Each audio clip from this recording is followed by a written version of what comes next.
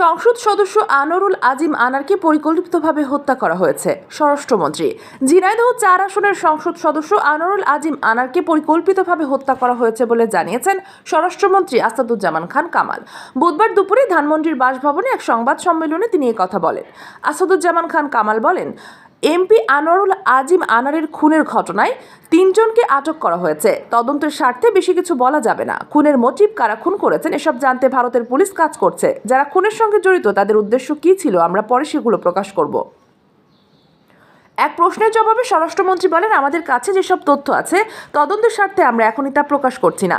তদন্ত শেষ হলে খুনের কারণ জানা যাবে। আসাদুজ্জামান খান আরও বলেন, মরদেহ আমাদের হাতে আসেনি, দুই দেশের পুলিশ তদন্ত করছে। ভারতের পুলিশ আমাদের জানিয়েছে যে তিনি খুন হয়েছেন, এটা সুনিশ্চিত।